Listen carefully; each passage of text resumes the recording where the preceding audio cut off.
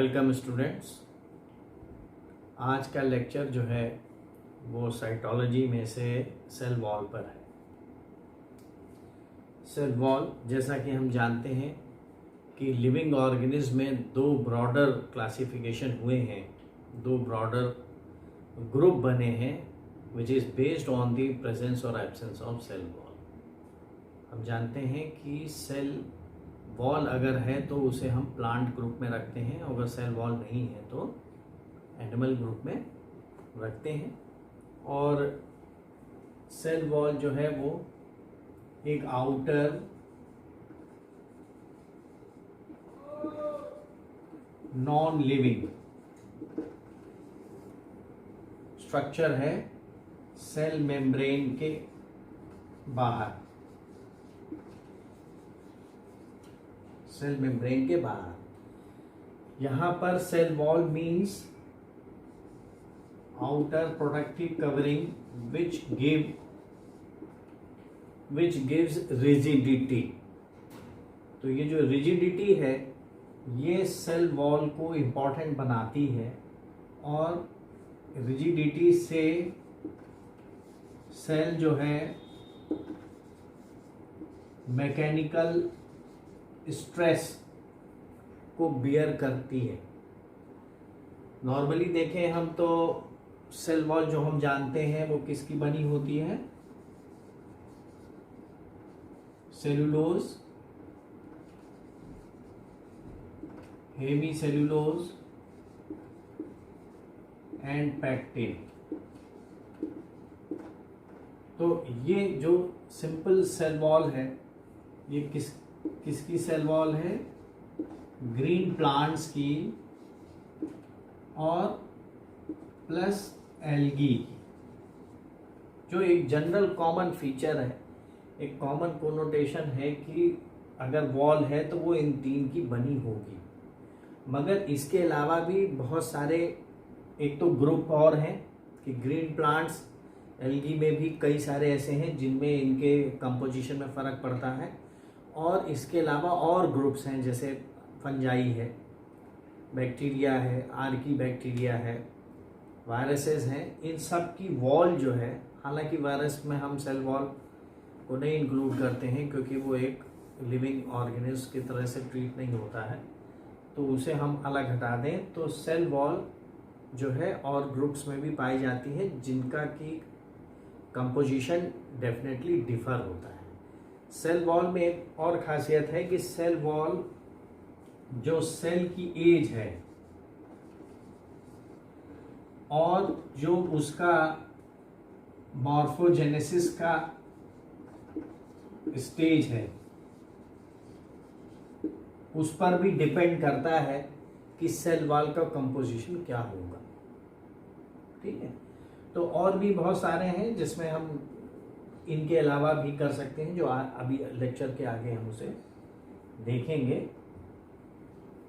तो cell wall एक important part है, दो इट इज नॉन लिविंग। इसलिए नॉन लिविंग होने की वजह से ये सेमी परमिएबल नहीं है बट परमिएबल है। लेकिन फिर भी ये कुछ छोटे छोटे जो प्रोटीनेशियस पार्ट होते हैं उनको ये जाने देता है, लेकिन कुछ चीज़ों को रोक भी लेता है।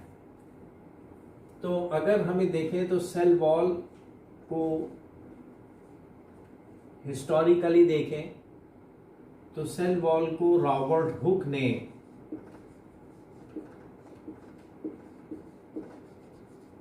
सबसे पहले एक वॉल कहा था। जब उन्होंने इसे खोजा तो उन्होंने कहा एक वॉल होती है जो सेल के चारों तरफ होती है। उन्होंने कॉर्क सेल्स को देखा था माइक्रोस्कोप से, तो उसमें हनी बी की तरीके से स्ट्रक्चर दिखाई दिए। लेकिन 1800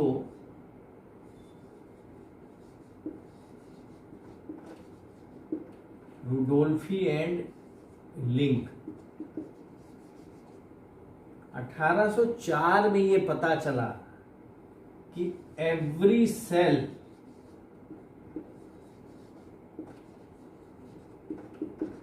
has its own wall. Quite surprising है कि 150 साल बाद ये पता चला कि प्रत्येक सेल की अपनी अलग अलग वॉल होती है, जबकि इससे पहले ये इमेज थी कि सारी वॉल आपस में शेयर होती, जिनके बीच में से फिर कंडक्शन ऑफ मटेरियल होता है। लेकिन ये पता चला कि नहीं, रुडोल्फ इन्होंने कहा कि every cell has its own wall. तो सेल वॉल एक प्रत्येक सेल का हिस्सा हो गया, ना कि एक ग्रुप ऑफ सेल्स का। फिर 100 साल तक यही होता रहा कि इसका ग्रोथ कैसे होती है। किसी ने कहा एपोजिशन से होती है, किसी ने कहा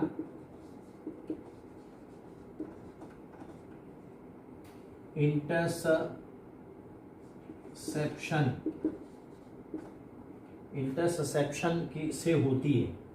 तो एपोजिशन का मीन्स है लेयरिंग,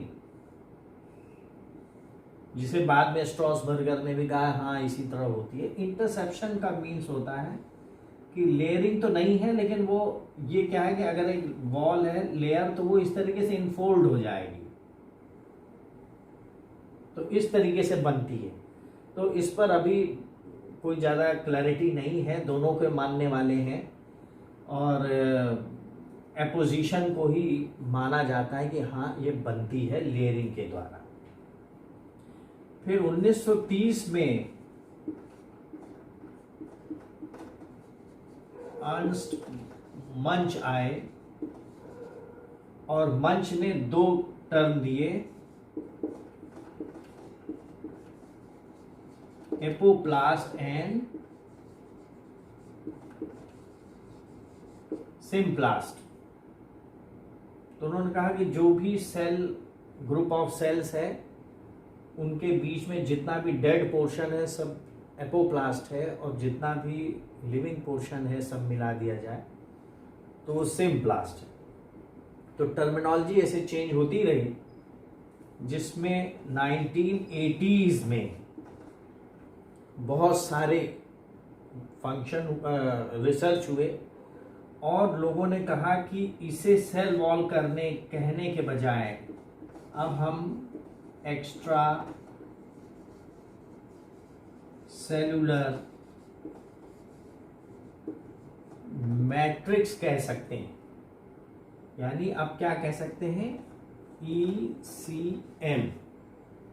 ये एक्स्ट्रा सेलुलर मैट्रिक्स अब एनिमल में भी पाई जाती है, although it is not rigid. तो अब अगर हम ये कहें कि cell wall is not present in the animal, तो वहां पर आप आर्ग्यू कर सकते हैं कि नहीं, वो रिजिड सेल वॉल सेलुलोज की बनी सेल वॉल नहीं है। मगर आप ये डिनाई करें कि प्लाज्मा मेम्ब्रेन बिल्कुल नेकेड है, उसके चारों तरफ कोई कवरिंग नहीं है एनिमल सेल में, तो नहीं है, वो एक्स्ट्रा सेलुलर मैट्रिक्स के नाम से वो कवरिंग जानी जाती है। तो ये थोड़ा हिस्टोरिकल बैकग्राउंड था इसका। तो इसकी प्रॉपर्टी की बात करें अगर, यानी सेल वॉल की प्रॉपर्टी क्या होती है, तो ये एक प्रोटेक्टिव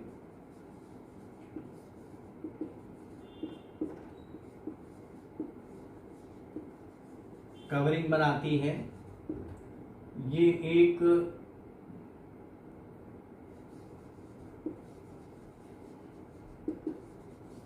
मैकेनिकल स्ट्रेंथ देती है। It helps in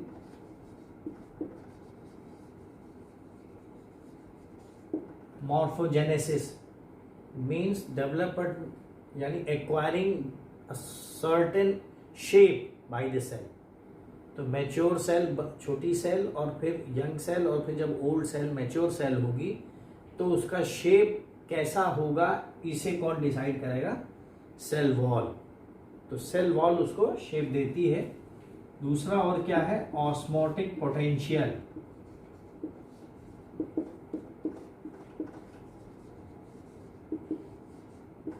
osmotic potential maintain रखती है, मतलब इन द सेंस कि ऐसा नहीं कि ये सॉल्यूट और सॉल्वेंट का कोई मैकेनिज्म को इफेक्ट करती हो, लेकिन ऑस्मोटिक प्रेशर से जो पानी अंदर आता है उसकी टर्जिडिटी को ये कंट्रोल करती है। तो सेल ऐसा नहीं कि अंदर पानी आए तो एकदम बर्स्ट कर जाए, तो उन सब में इसका काम है। लेकिन इन सारे काम में जो मेन फंक्शन है वो क्या है, रिजिडिटी है। अब आप कहेंगे कि rigidity is due to the cell wall, मगर ऐसा नहीं है, केवल सेल वॉल ही रिजिडिटी किसी सेल को प्रदान करे ऐसा नहीं है। इसमें दूसरा फैक्टर भी है, वो है सेल प्रोटोप्लास्ट। यानी अगर कोई वॉल है तो वॉल इटसेल्फ ही रिजिडिटी को इंपार्ट नहीं कर सकती जब तक कि सेल प्रोटोप्लास्ट ऑस्मोटिकली एक्टिव ना हो। यानी आप ये समझिए कि एक प्लास्टिक की बास्केट है, आप उसमें कुछ नहीं है तो आप उसे दबा सकते हैं उसकी वॉल को, लेकिन अगर उसमें एक हवा भरा हुआ गुब्बारा या पानी से भरा हुआ गुब्बारा डाल दीजिए तो अब उसकी रिजिडिटी बढ़ गई। क्यों बढ़ गई? जो अंदर गुब्बारा है उसमें जो एयर है या उसमें वाटर है वो अब उसकी रिजिडिटी को कंट्रोल कर रहा है और उसको ज़्यादा फ्लेक्सिबल नहीं होने दे रहा है। लेकिन अगर हम इन्हीं के साथ साथ, चूंकि rigidity is not only the characteristic given only by cell wall, it is also given by the cell protoplast. यहाँ एक दूसरा पॉइंट ये है कि not always all the cell wall is rigid, वो फ्लेक्सिबल भी होती है। इसी कारण से ऑस्मोटिक पोटेंशियल के कारण से वो फ्लेक्सिबल भी होती है। ऐसा आपको कब दिख सकता है? जब विल्टिंग हो जाए। विल्टिंग आप जानते हैं कि जब पौधों में पानी कम हो जाता है तो उनकी ब्रांचेस और उनके लीव्स या उनके डिफरेंट ऑर्गन्स वो ड्रूप डाउन हो जाते हैं। तो ड्रूप डाउन कैसे हो गए? जबकि वो रिजिड स्ट्रक्चर थे, तो इसीलिए हो गए कि जब उसका ऑस्मोटिक प्रेशर अंदर से कम हो गया तो वॉल जो जिस शेप में थी उससे फ्लेक्सिबल होकर के वो नीचे की तरफ हो गई। तो रिजिडिटी ही अकेला सेल वॉल का प्रॉपर्टी नहीं है, फ्लेक्सिबिलिटी भी सेल वॉल की ही प्रॉपर्टी है। And rigidity of the cell wall is equally imposed or imparted by the osmotic behavior of the cell protoplast। तो ये एक पोर्शन है प्रॉपर्टीज में।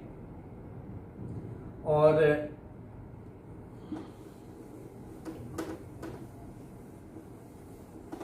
अब ये सेल वॉल, चूंकि हम जानते हैं कि ज्यादातर सेल वॉल किसकी बनी है? सेलुलोज की। ये सेलुलोज किससे बनता है? एंजाइम सेलुलोज सिंथेज, जिसे हम शॉर्ट में सेस ए बोलते हैं। तो अगर ये देखेंगे सेल वॉल प्रोकैरियोट्स में कहाँ से बनी होगी, किसने ये सेलुलोज वाली सेल वॉल बनाई होगी, तो डेफिनेटली वो जो प्रोकैरियोट्स है वो क्या है? साइनोफाइट्स हैं। तो जो साइनोफाइसियन सेल है, जब इसकी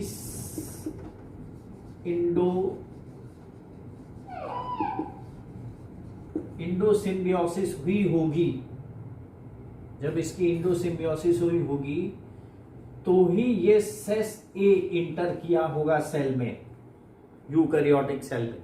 हम अभी जानते हैं कि जो भी क्लोरोप्लास्ट बना है वो एक प्राइमरी एंडोसिम्बियोसिस की वजह से बना है, जिसमें कि एक हेट्रोट्रॉफिक सेल में एक साइनोफाइसियन सेल एंडोसिम्बियोटिक रिलेशन में आ गई और वहां से वो क्लोरोप्लास्ट का स्ट्रक्चर बन गया। मैं पिछले लेक्चर में भी आपको बताया।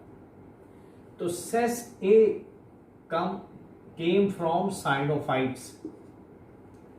जो सेकेंडरी, एक प्राइमरी है, एक सेकेंडरी एंडोसिम्बियोसिस भी हुई है during the process of evolution, उसमें यही चीज ब्राउन एल्गी में गई और ओमाइस्टीज में गई।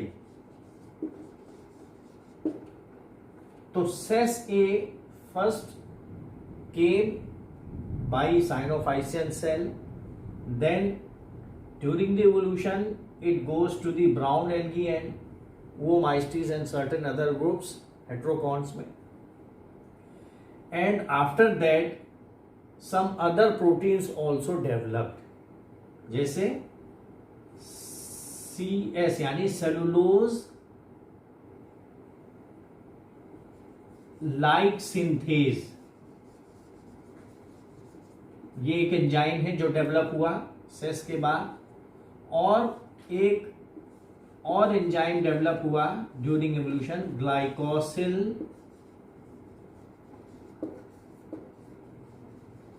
ट्रांसफरेज। जो ग्लाइकोसिल ट्रांसफरेज है जिसे हम कैपिटल G और T से डिनोट करते हैं, ये भी एक important cell wall forming enzyme है जो कि during the time of evolution यानी एंडोसिम्बियोसिस हो जाने के बाद ये भी डेवलप हुआ है। और ये डेवलप होकर के एल्गी में तो गया, एल्गी में तो था ही ये फंजाई में भी चला गया। तो ग्लाइकोसिल ट्रांसफरेज जो है वो इन दोनों में है। तो दिस शोज कि जो सेल वॉल का डेवलपमेंट हुआ है वो पहले एल्गी में हुआ है, उसके बाद फिर फंजाई में हुआ है। भले बाद में फंजाई ने सेलुलोज सिंथेज को एडॉप्ट नहीं किया, लेकिन उसने ग्लाइकोसिल ट्रांसफरेज को एडॉप्ट किया, जिससे उसने ग्लूकन यानी काइटिन बनाया।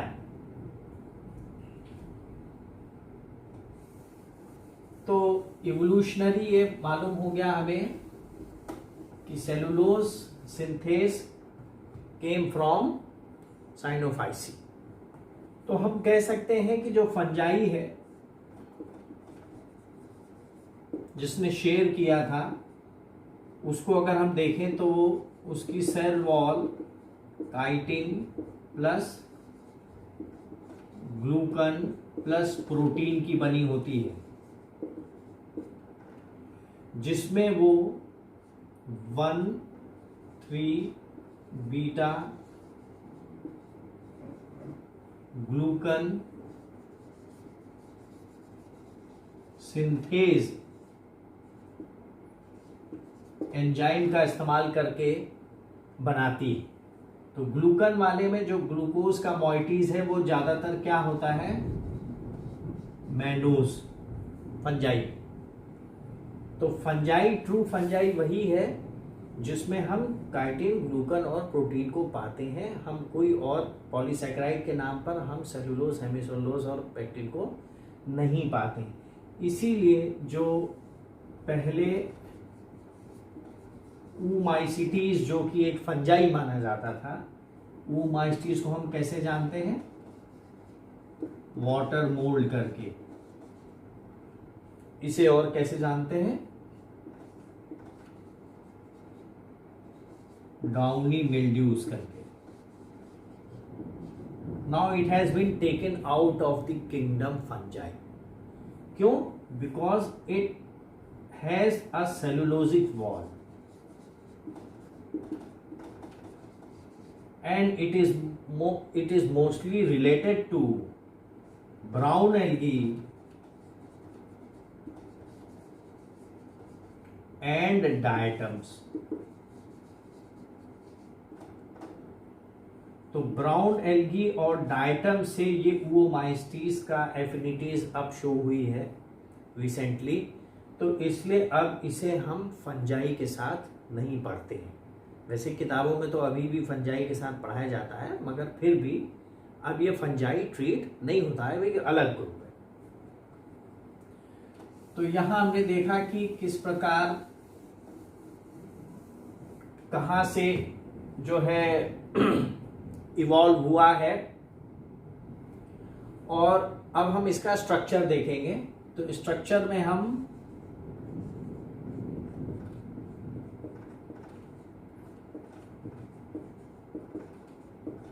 सबसे पहले ग्रीन प्लांट्स और एल्गी में इसका स्ट्रक्चर देखेंगे कि ये कैसी बनती है। तो ग्रीन प्लांट्स का है, तो 2-3 तरीके की वॉल होती है।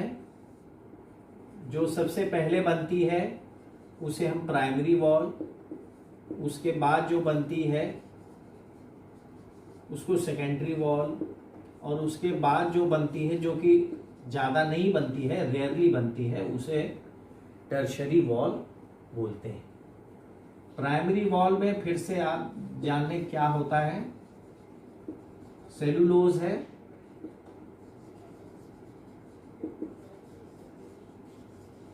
हेमीसेलुलोज है, प्लस पेक्टिन है। सेकेंडरी वॉल में इन्हीं में लिग्निन का डिपॉजिट हो जाता है। तो लिग्निन के डिपॉजिट के अलावा और क्या हो सकता है, जैसे कॉर्क सेल है या कैस्पेरियन स्ट्रिप है, उसमें सुबेरिन का डिपोजिशन हो जाता है। तो ये क्या करते हैं, ये प्राइमरी वॉल जब बनती है, जो प्राइमरी से सेकेंडरी वॉल जब बनती है, तो ये एज ए मैट्रिक्स का काम करता है। यानी कोई बहुत बड़ी चीज नहीं है, मगर ये उसमें इम्प्रेग्नेट हो जाता है। और टर्शरी वॉल भी इन्हीं लिग्निन की बनती है, लेकिन बहुत रेयरली बनती है, और जाइलम वगैरह में जो और बहुत ही ज़्यादा थिक स्क्लेरेनकाइमा वगैरह हो उसमें बनती है। तो सेलुलोज का अगर हम देखें तो सेलुलोज जो है प्राइमरी वॉल में सेलुलोज के कुछ माइक्रोफाइब्रिल्स होते हैं। सेलुलोज फाइबर है एक अनब्रांच्ड, सेलुलोज एक अनब्रांच्ड है 1,4 बीटा ग्लाइकोसिल लिंकेज बनता है, यानी इसमें जो ब्रांचिंग होती है 1,4 पे होती है, यानी 1 नंबर के कार्बन पे और 4 नंबर के कार्बन पे होती है। ग्लाइकोसिल रेसिड्यू होते हैं, लाइन से लगे होते हैं, लेकिन ये जो जितने सेलुलोज के फाइबर्स होते हैं ये एक साथ मिल करके, यानी कितने मिल करके 50-60 यानी 50 to 60 मिल करके एक फाइब्रिल बनाते हैं, जिसे हम माइक्रोफाइब्रिल्स बोलते हैं।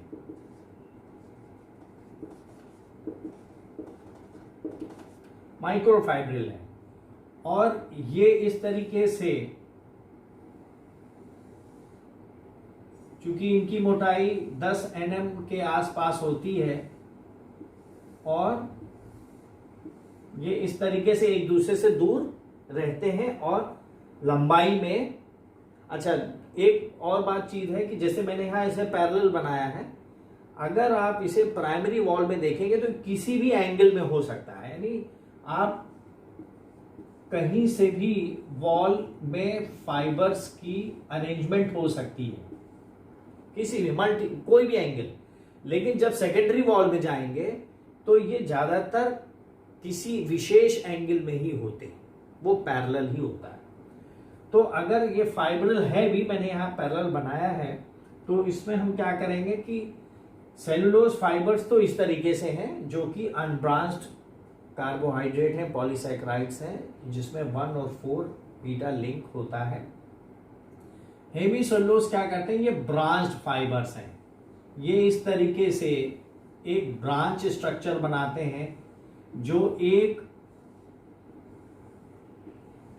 माइक्रोफाइब्रिल से दूसरे माइक्रोफाइब्रिल्स तक होता हुआ जाता है। अभी यहां तीसरा होता तो तीसरे में भी जाता, ये जो माइक्रोफाइब्रिल्स हैं सेलुलोज के, ये किसके वजह से बने हुए हैं? हाइड्रोजन बॉन्ड्स की वजह से आपस में एक जैसे। तो इनमें भी बॉन्डिंग, हाइड्रोजन बॉन्डिंग की ही वजह से इनमें आपस में क्रॉस लिंक्ड डेवलप हो जाते हैं। फिर पेक्टिन है, वो भी ब्रांच्ड स्ट्रक्चर है, लेकिन वो छोटा है, तो इसमें वार्ट एंड वेफ्ट की तरीके से, यानी गांठ की तरीके से फैला होता है। जैसे आप धागे में गांठ लगा रहे हो, इस तरीके से फैला होता है और एक मैट्रिक्स बनाता है। यहां तो हमने उसको एक पॉइंट में दिखाया है, लेकिन वो बहुत ज्यादा होता है, यानी उसका ही पूरा मैट्रिक्स होता है। जैसे आपने साड़ी देखी होगी, तो साड़ी का एक बेस होता है जिसके ऊपर कढ़ाई की गई होती है डिजाइन के लिए। तो जो बेस है वो क्या है? वो पेक्टिन का है। तो इसकी वजह से अब ये आपस में एक कॉम्पैक्ट स्ट्रक्चर बन गया है, जो कि जब सेल मैच्योर होती है तो उसको एक परमानेंट शेप देता है। अब इसमें ग्रोथ कैसे होगी? ग्रोथ के लिए ये बात ध्यान रखिए कि कोई भी जो माइक्रोफाइब्रिल है, मान लीजिए it is made up of number of cellulose molecules, ये इस दिशा में स्ट्रेच नहीं हो सकता है कोई भी। लेकिन अगर कोई दो माइक्रोफाइब्रिल्स पास पास हैं तो उनकी बीच की दूरी बढ़ाई जा सकती है। तो अब इसका मतलब क्या हुआ कि अगर कोई सेल इस प्रकार है और उसमें इस प्रकार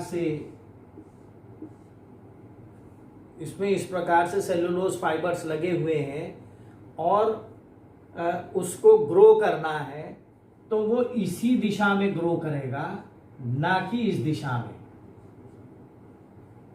अगर कोई सेल ऐसे है जिसमें ऐसे ऐसे फाइबर ओरिएंटेड है, तो वो इस दिशा में ग्रो करेगा, ना कि इस दिशा में।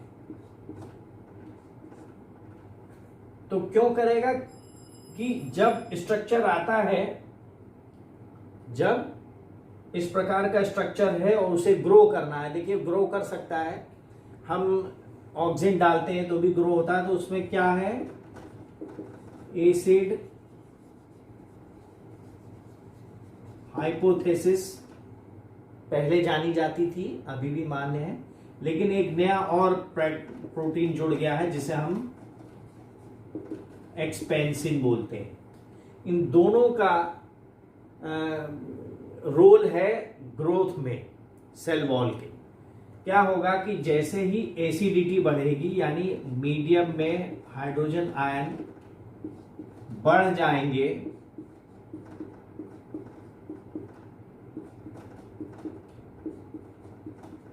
हाइड्रोजन आयन अगर बढ़ जाएंगे तो ये जो बॉन्डिंग है वो टूटने लगती है, हाइड्रोजन बॉन्डिंग। तो जब हाइड्रोजन बॉन्डिंग टूटने लगती है तो ये जो स्ट्रक्चर, एक नेट ऐसा स्ट्रक्चर बना था इन दो फाइबर्स के बीच में, ये टूट जाता है, यानी पेक्टिन अलग हो जाता है और हेमिसेलुलोज अलग हो जाता है।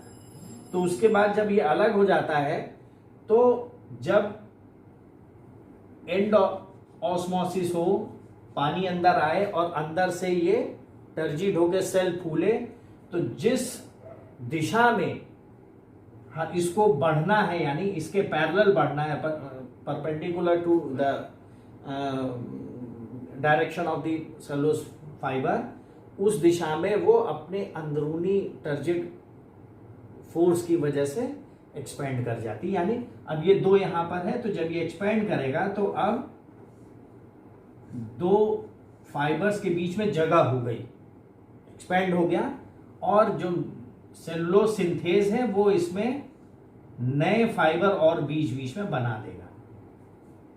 और फिर से जब एसिडिटी कम हो जाएगी तो उसमें फिर से जो हेमिसेलुलोज है और जो पेक्टिन है वो इसे फिर से वार्ट एंड वेफ्ट की सहायता से, यानी गांठ की सहायता से, इसे फिर से एक इंटैक्ट स्ट्रक्चर बना देता है। तो टोटिपोटेंट सेल भी आप जानते हैं कि जिस सेल को फिर से आप मॉर्फोजेनेसिस के थ्रू कुछ और बना सकें, तो उसमें भी परमानेंट सेल वॉल बनने के बावजूद एक्सपेंशन या रीफॉर्मेशन होता है। तो वो उसके लिए एसिड हाइपोथेसिस और एक्सपेंसिव प्रोटीन की जरूरत पड़ती है। Acid hypothesis short term growth करता है और एक्सपेंशन जो है लॉन्ग टर्म ग्रोथ को, यानी एक बार ग्रोथ शुरू हो गई तो उसे मेंटेन रखता है।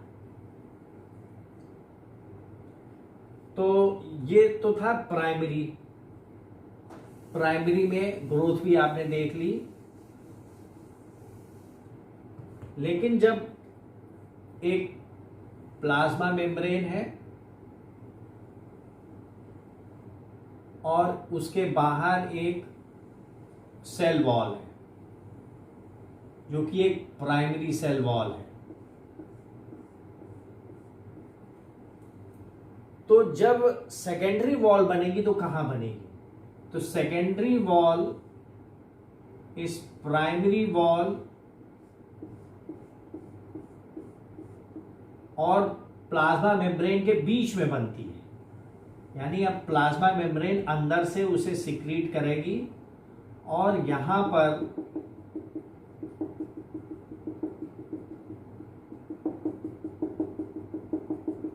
एक सेकेंडरी वॉल बन जाएगी जिसमें बहुत ज्यादा मात्रा में लिग्निन होता है। कॉर्क सेल अगर हो तो उसमें सुबरिन होता है। यहां आप एक चीज और ध्यान रख लें कि cellulose, hemicellulose, pectin green plants में तो है, लेकिन अगर एल्गी में चले जाएं तो इसमें आपको इनके अलावा दूसरे पॉलीसेक्राइड्स भी मिल जाएंगे। अगर मिल जाएगा, कुछ एसिड्स मिल जाएंगे, एल्जिनिक एसिड मिल जाएगा, कुछ दूसरे काराजीनिन रेड एल्गी में मिल जाएगा। अगर आप डायटम्स में जाते हैं तो आपको सिलिका मिल जाएगा। तो सिलिका आर फाउंड इन, और सिलिका रिप्लेसेस सेलुलोज इन डायटम्स। तो इस प्रकार के सेल को हम सेल ना कह के क्या बोलते हैं?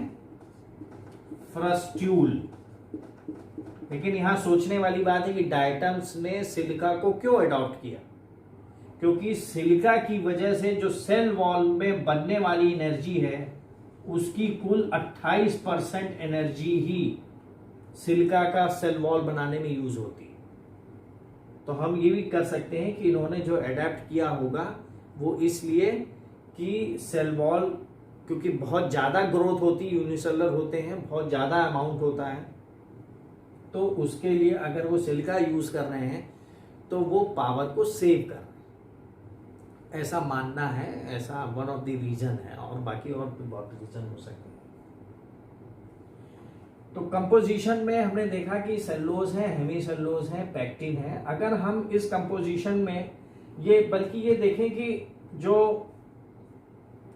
हेमीसेलुलोज है उसकी क्या कंडीशन है, तो हेमीसेलुलोज ज्यादातर जाइलो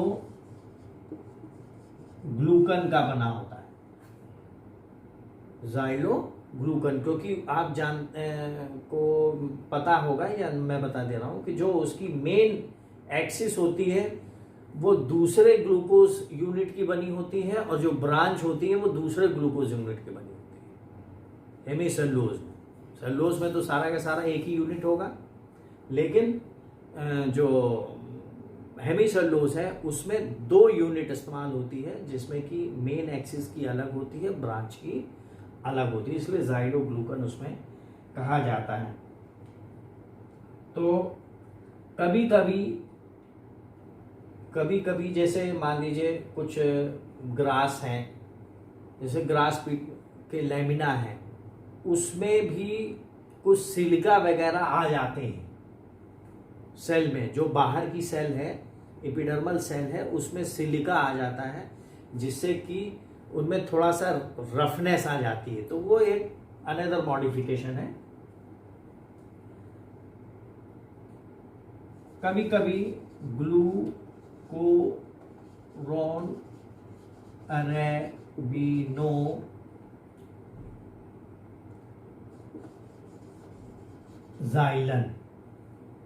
तो ग्लूकोरॉन अरेबिनोजाइलन है कि जो ग्रास की सेल वॉल है, किसकी है?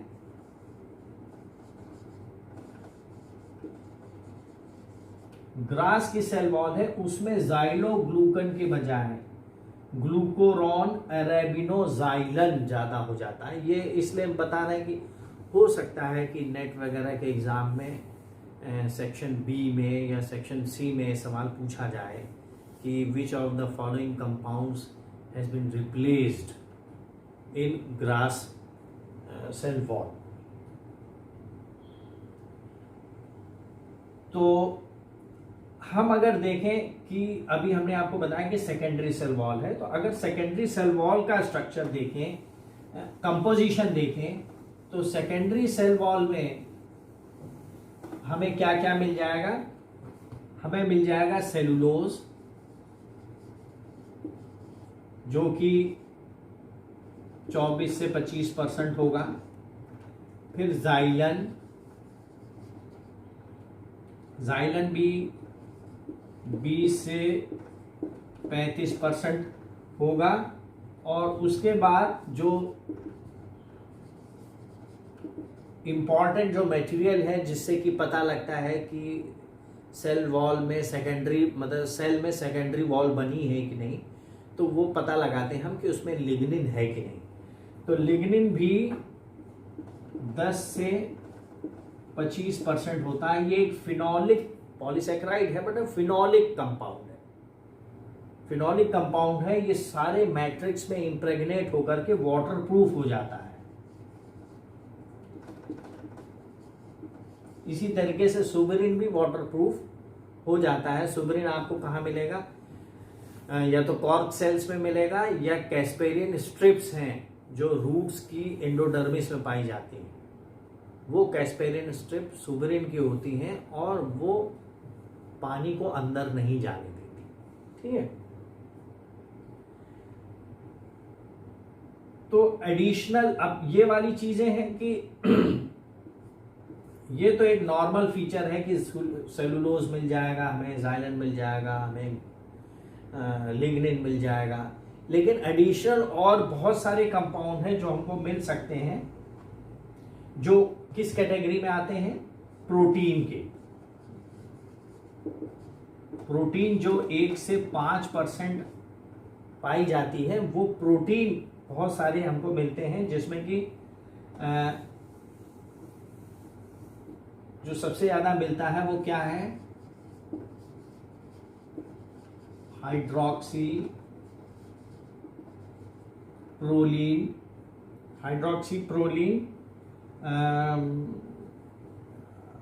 रिच लिख लीजिए, रिच ग्लाइको प्रोटीन्स। तो हाइड्रोक्सी प्रोलीन रिच ग्लाइकोप्रोटीन है, केवल प्रोलीन रिच भी होता है। और कुछ कार्बोहाइड्रेट्स भी है, जैसे अरेबिनोग्लाइकन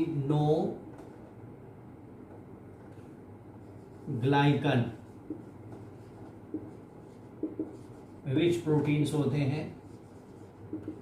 इसके अलावा बहुत सारे जो एंजाइम्स हैं जो जरूरी हैं सेल वॉल को बनने के लिए, वो भी इनमें पहले से रहते हैं।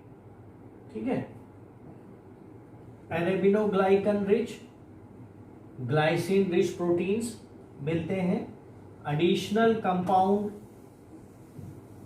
मिल सकता है। अच्छा, ये जितने भी कंपाउंड्स हैं, इट डिपेंड्स कि वो प्लांट की स्पीशीज कौन है, और इट डिपेंड्स कि उनकी डेवलपमेंटल स्टेज क्या है। अब जैसे एपिडर्मल सेल है,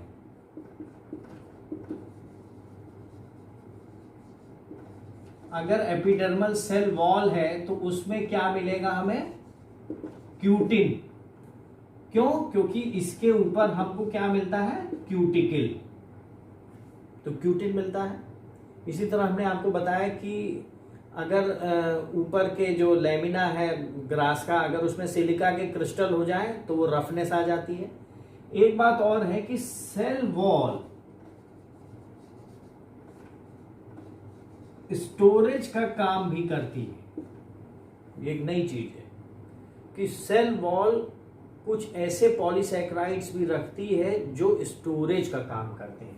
तो उनमें क्या होता है, ज्यादातर ग्लूकन और जाइलन होता है, लेकिन वो इस प्रकार से रखते हैं कि अच्छा देखिए सेल वॉल कहाँ की स्टोरेज करेगी, इसका भी देखिए स्टोरेज का जो एग्जांपल है वो क्या है, सेल वॉल ऑफ एंडोस्पर्म। तो सेल वॉल के एंडोस्पर्म में जो जाइलन ग्लूकन है that can easily be digested. इसका एग्जांपल एक यहां पे हम लिख दे रहे हैं, नस्टर्शियम। तो नस्टर्शियम के सीड्स में जो एंडोस्पर्म के सेल्स हैं उनकी वॉल में कुछ पॉलीसैकेराइड्स की मात्रा थोड़ी ज्यादा हो जाती है, जो कि सीड जर्मिनेशन के समय में डाइजेस्ट हो जाते हैं बड़े आसानी से। तो cell wall as a storage organ भी है इसका एक उदाहरण। और सेल वॉल में बहुत सारे एंजाइम्स के ग्रुप, मतलब ग्रुप ऑफ एंजाइम्स भी हैं, जैसे प्रोटीएजेस है, हाइड्रोलेजेस है, परमिएजेस है। तो ये ग्रुप ऑफ एंजाइम्स भी सेल वॉल में हमें मिलते हैं। अब इसके बाद प्राइमरी और सेकेंडरी वॉल के बाद क्या है, मिडिल लैमेला।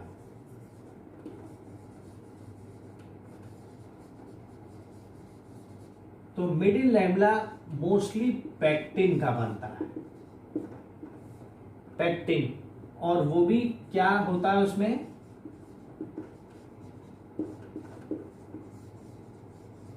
कैल्शियम पैक्टेट होता है, which is highly water soluble.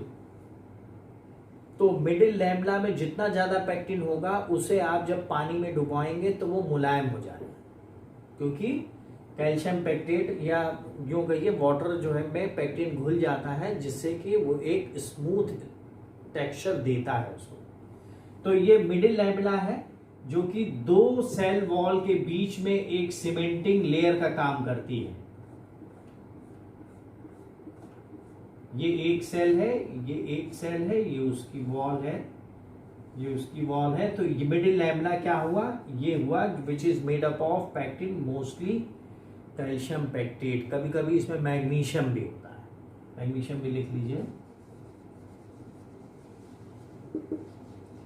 और सबसे पहले मिडिल लैमेला बनता है, अगर आपको याद हो तो जब साइटोकाइनेसिस शुरू होती है तो एक सेल प्लेट बनती है बीच में, वो cell plate basically middle lamella होती है। वो सेल प्लेट मिडिल लैमेला होती है, उसके दोनों तरफ ही फिर सेल वॉल बननी शुरू होती है। तो मिडिल लैमेला क्या है, सबसे पहले बनने वाला ऑर्गन है। तो फॉर्मेशन में क्या होगा, कोई पूछे कि हाँ सेल वॉल में सबसे पहले क्या बनेगा, तो मिडिल लैमेला बनेगा। कैल्शियम पैक्टेट का होता है, समटाइम्स मैग्नीशियम पैक्टेट का होता है, पैक्टिन ही उसमें ज्यादा होता है, एक मैट्रिक्स की तरीके से होता है। अब फंगल्स, ये तो हो गया ग्रीन प्लांट्स और एल्गी का मिला करके कि अगर है तो मिलेगा। अब फंगल की बात करें तो हमने आपको बताया था कि फंजाई में जो ट्रू फंजाई है, यानी अब इसमें से ओओमाइस्टिस हमने हटा दिया, तो ट्रू फंजाई है वो क्या किसकी बनी होगी, किटिन प्लस ग्लूकन प्लस प्रोटीन। तो ये किसकी बनी होती है, 1,3 बीटा एन एसेटिल ग्लूकोसामीन, ये बेसिक स्ट्रक्चर होता है काइटिन का। अगर इसी में पॉली यानी पॉलीमराइजेशन यानी पॉलीमराइज्ड स्ट्रक्चर जोड़ दिया जाए इसी 1,3 बीटा एन एसिटिल ग्लूकोसामीन का, तो ये काइटिन के बजाय ये क्या हो जाएगा, काइटोसन। काइटिन के बजाय काइटोसन हो जाएगा। तो ये जो काइटोसन है, हो गया। तो ये एन एसिटिल ग्लूकोसामीन है, अगर इसकी बात करें जो काइटिन है, तो वो हमें किस में मिलेगा, एस्कोमाइसिटीज प्लस बेसिडियोमाइसिटीज, जबकि काइटोसन हमें कहां मिलेगा ज्यादातर, जाइगोमाइसिटीज। तो ये कौन सा पार्ट है, काइटिन का और काइटोसन का। अब ग्लूकन की बात करें तो ग्लूकन की जो मॉइटीज है यानी ये जो उसकी यूनिट है वो क्या होती है कि 1,3 बीटा ग्लाइकन या 1,6 बीटा ग्लाइकन होता है, यानी ग्लूकोज में जिसमें 1,3 में ब्रांचिंग हो या 1,6 में हो, ये बीटा ग्लाइकन है। लेकिन अगर अल्फा ग्लाइकन देखें तो अल्फा भी 1,3 अल्फा ग्लाइकन और 1,4 अल्फा ग्लाइकन भी होता है। लेकिन ये ग्लाइकन का काम क्या है, ग्लाइकन का काम है कि जो काइटिन या काइटोसन है उनके बीच में क्रॉस लिंक बनाए।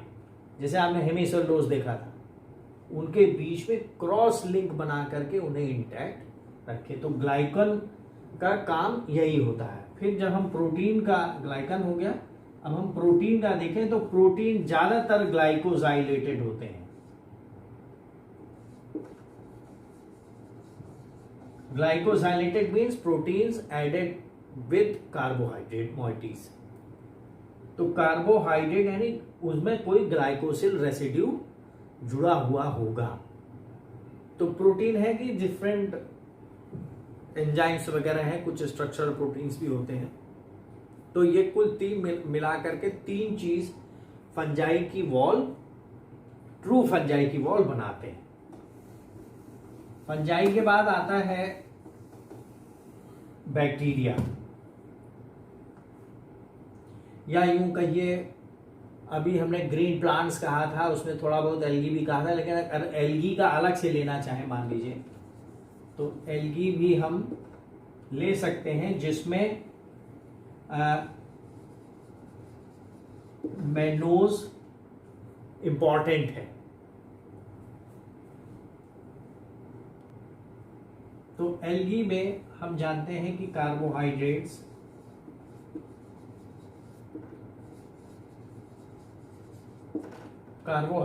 प्लस प्रोटीन होते हैं। तो कार्बोहाइड्रेट्स क्या है, यहां पर सेलुलोज है और कुछ ग्लाइकोप्रोटीन्स है, यानी proteins attached with glycosyl residue. तो ग्लाइकोप्रोटीन्स का एक उदाहरण है जो ज्यादा मिलता है वॉल्वोकेल्स में। तो वॉल्वोकेल्स में ग्लाइकोप्रोटीन्स है और सेलुलोज मेजर पॉलीसैकेराइड है। लेकिन सेलुलोज के अलावा मेजर पॉलीसैकेराइड क्या है, मैनन्स है। मैनन्स क्या है, ज्यादातर ग्रीन मैरीन एल्गी में मिलता है। ग्रीन मैरीन एल्गी में मिलता है, जैसे डेसिक्लेटस है, कोडियम है, इन सब में कोडियम लिख लीजिए आप फॉर एग्जाम्पल, कोडियम। इसके बाद जाइलन भी है, this is also found in addition to cellulose. और इसके बाद सल्फेट का एस्टर्स पाए जाते हैं ज्यादातर किसमें, रेड एल्गी में। तो क्या है कि हमने बताया था पहले जब एल्गी का था कि सेल वॉल स्ट्रक्चर से भी टैक्सोनॉमी में सहायता मिलती है, यानी अगर पॉलीसल्फेट एस्टर्स है तो रेड एल्गी का होगा। इसी तरीके से अगर उसमें एल्जिनिक एसिड है तो वो किसका होगा, ब्राउन एल्गी का। तो ये कुछ एडिशनल सिलिका आप देख लीजिए, वो तो डायटम्स में है, लेकिन कुछ एडिशनल कंपाउंड्स हैं जो सेलुलोज के अलावा मिलते हैं। कुछ एल्गी ऐसी भी है जिसमें सेलुलोज नहीं मिलता है, जैसे साइफोनिल्स हैं या ज़ेंथोफाइसी हैं जिसमें सेलुलोज नहीं मिलता है और हेमी सेलुलोज ज़्यादा मिलता है। तो इसीलिए ज़ेंथोफाइसी को हमने हेट्रोकॉन्ट में मतलब रेड ब्राउन एल्गी के साथ रखा है, न कि ग्रीन एल्गी के साथ। तो एल्गी भी हो गई cell wall. Now come to bacteria, या बल्कि बैक्टीरिया से भी आपको देखिए हमने बताया था कि ओमाइस्टीज को हमने हटाया है फंजाई से, उसी तरीके से जो है स्लाइम मोल्ड्स, स्लाइम मोल्ड्स भी जो है विदाउट सेल वॉल ऑर्गेनिज्म है, हेटरोट्रॉफिक। उन्हें पहले फंजाई में रखा गया था, लेकिन वो क्या आता है कि अमीबिक मूवमेंट शो करते हैं, अमीबा लाइक होते हैं, लेकिन जब उन्हें स्पोरुलेशन करना होता है तो वो एक स्टॉक्ड स्ट्रक्चर बनाते हैं और उसके चारों तरफ एक स्पोरेंजियम बना लेते हैं, एक स्टॉक्ड स्ट्रक्चर। तो यहां पर वॉल होती है और जो स्पोर होता है उसमें वॉल होती है। तो ये दोनों वॉल जो होती है वो सेलुलोज की होती है। तो इसीलिए वाटर मोल्ड कह रहे हैं, इसलिए स्लाइम मोल्ड्स को भी हम अब फंजाई में ट्रीट नहीं करते हैं। जैसे स्लाइम मोल्ड्स में है डिक्टियोस्टीलिट्स,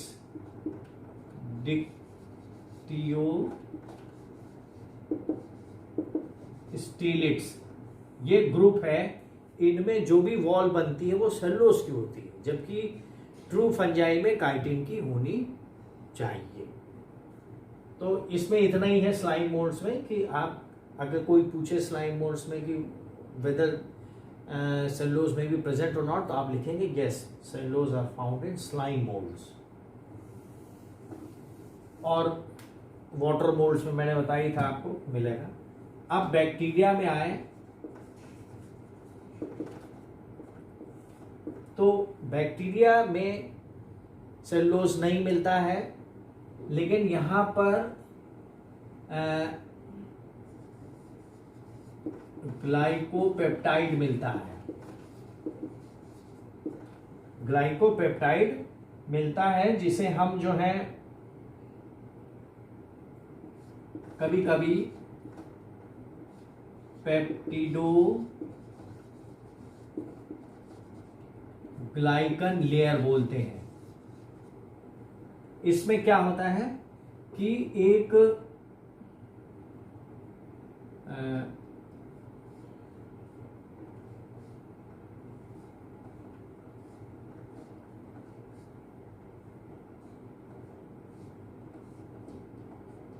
ये एक स्ट्रक्चर है जो कि एक चेन है कार्बोहाइड्रेट की, और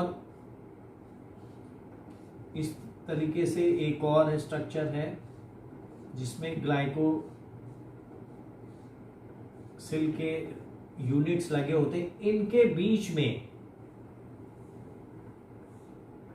एमिनो एसिड्स के क्रॉस लिंक्ड होते हैं, क्रॉस लिंक्ड।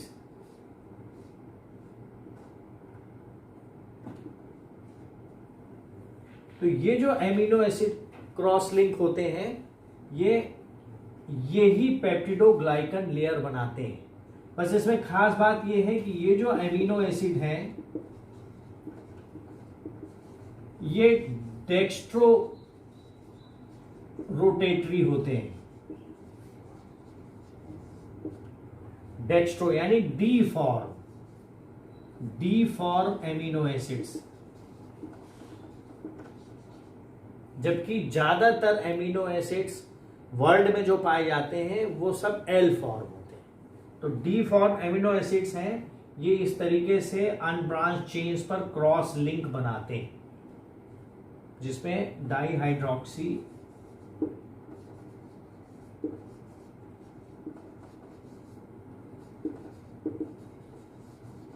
पाइमेलिक एसिड होता है मेन। ठीक है, तो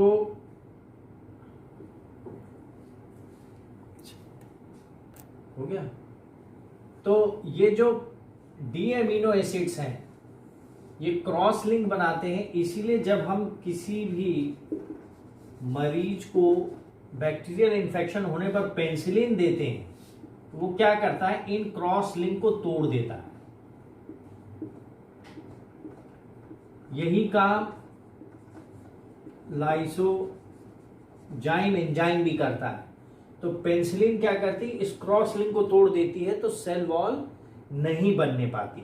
लेकिन यहां आपको, चूंकि आप जानते हैं कि जो बैक्टीरिया है उसको हम ब्रॉडली 2 ग्रुप्स में बांट सकते हैं on the basis of stain, यानी gram positive and gram negative. तो ग्राम पॉजिटिव की बहुत थिक लेयर होती है और ग्राम नेगेटिव की बहुत थिन लेयर होती है। लेकिन थिन लेयर के साथ, यानी ये जो पेप्टिडोग्लाइकन लेयर है, इसे हम म्यूरेमिक एसिड भी कहते हैं, ये एन एसिटिल म्यूरेमिक एसिड से बनता है, यानी एसिटिलाइज्ड होता है। उसके बाहर एक लिपोप्रोटीन की भी एक, या लिपोपॉलीसैकेराइड की प्लस लिपोपॉलीसैकेराइड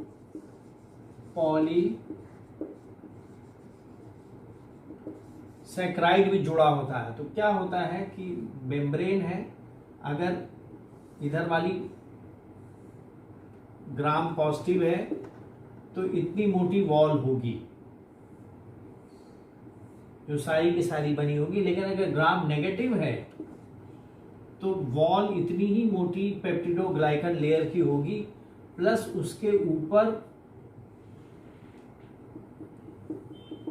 लिपोप्रोटीन और लिपोपॉलीसैकेराइड्स की भी, यानी उसमें फैटी एसिड और आ जाता है। तो ये मेजर डिफरेंस है।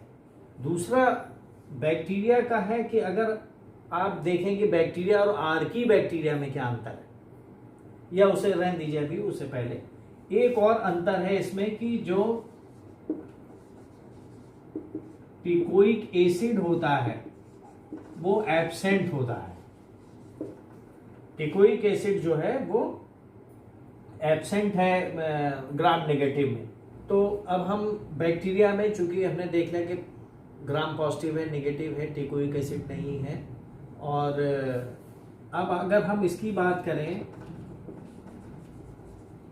आर्की बैक्टीरिया की, तो हम जानते हैं कि ज्यादातर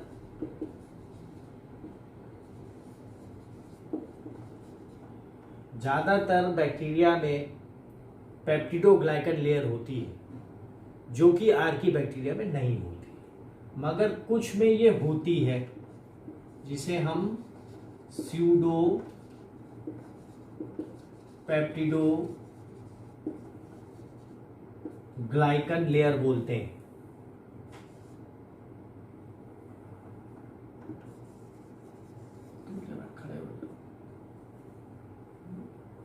इस तरीके की जो स्यूडोपेप्टिडोग्लाइकन लेयर है वो एक टिपिकल आर्कियन सेल वॉल होती है, लेकिन मीथेनो इसमें मिलेगी,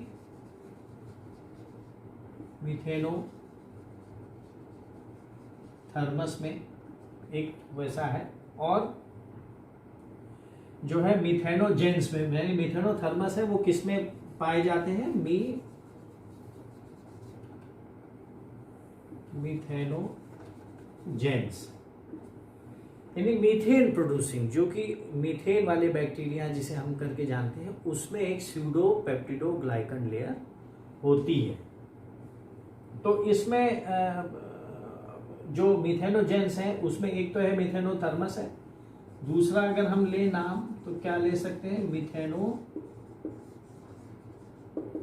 बैक्टीरियम, नाम से ही पता लग जाता है क्या है, मिथेनो बैक्टीरियम है। और इसमें जो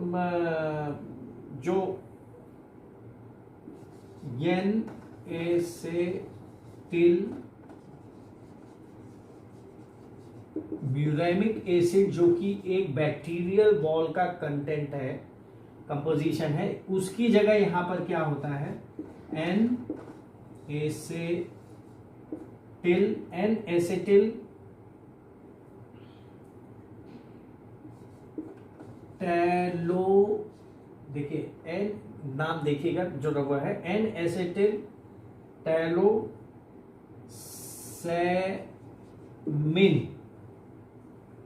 एन-एसेटिल टैलोसैमिन uronic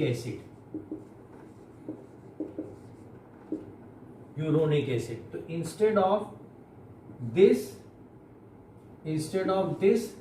this compound is found in peptidoglycan layers, therefore it is known as pseudopeptidoglycan layer, और ये मेथेनोजेन बैक्टीरिया में मिलता है।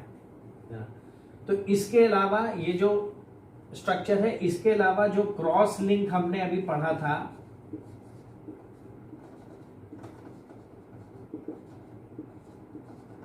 जो क्रॉस लिंक एमिनो एसिड पढ़ा था, जिसे हमने डी फॉर्म जाना था, हालांकि यहां पे अगर आप कैपिटल डी लिख दीजिए, डी फॉर्म था, वो यहां पर इस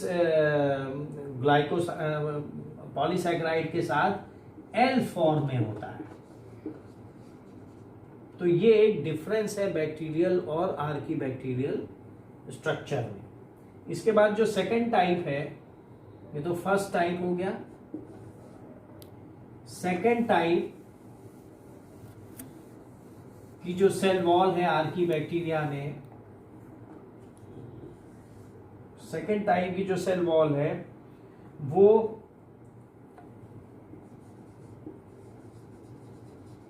मिथेनो सर्सिना और हेलो कॉकस में मिलती है।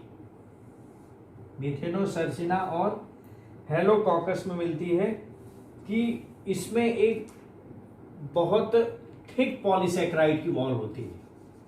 यानी ये कैसे बना होगा, पूरा केवल पॉलीसैकेराइड्स का बना होगा, थिक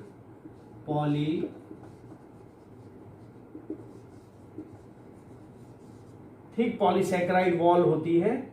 और जो पॉलीसैकेराइड के जो यूनिट्स होते हैं, यानी जो कॉन्स्टिट्यूएंट्स होते हैं, वो सल्फेटेड होते हैं।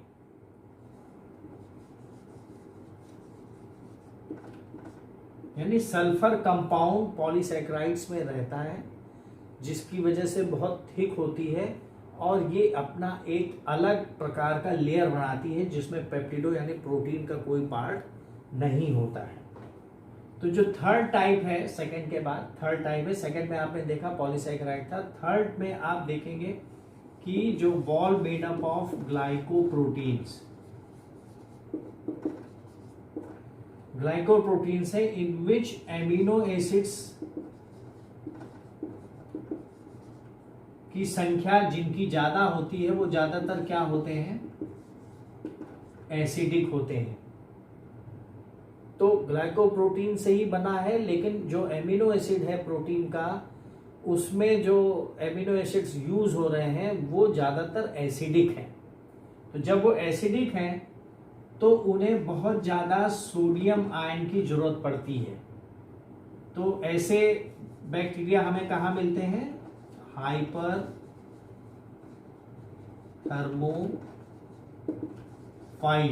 यानी बहुत ज़्यादा जो टेम्परेचर होता है हमें वो बैक्टीरिया वहाँ पर मिलता है, जैसे कि हेलोबैक्टीरियम।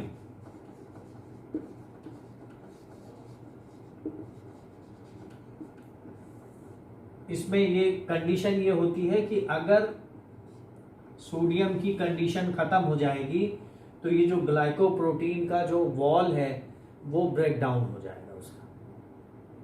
तो ये हेलोबैक्टीरियम में हमें मिलता है, कुछ मिथेनोजेंस में भी मिलता है।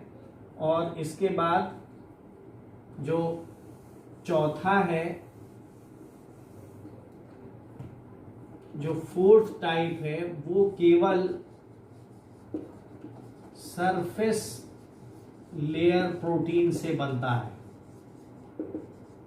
यानी यहां पर अब ग्लाइकोजन वाला पार्ट भी नहीं है, केवल सरफेस लेयर प्रोटीन है, जो कि मिथेनोमाइक्रोबियम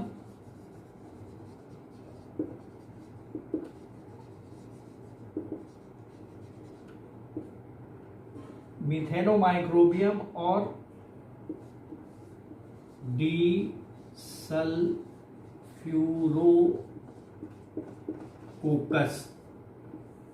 इनमें मिलता है।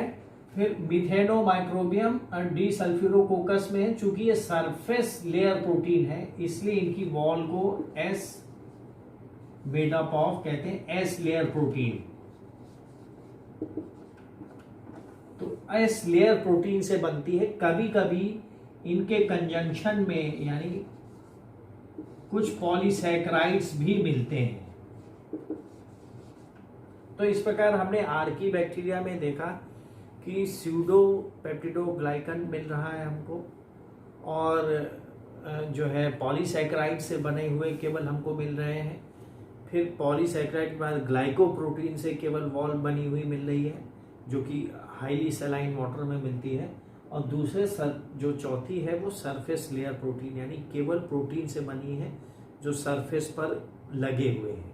वो कभी कभी अपने अरेंजमेंट के लिए थोड़ा सा पॉलीसैकेराइड्स का भी इस्तेमाल करते हैं। तो ये जितने एक्सट्रीम इन्वायरमेंट है उन्हीं में पाए जाने वाले बैक्टीरियास में, आर्की बैक्टीरिया में मिलती है, जो कि ऑल टुगेदर बैक्टीरियल सेल से बिल्कुल कहीं भी मेल नहीं खाती।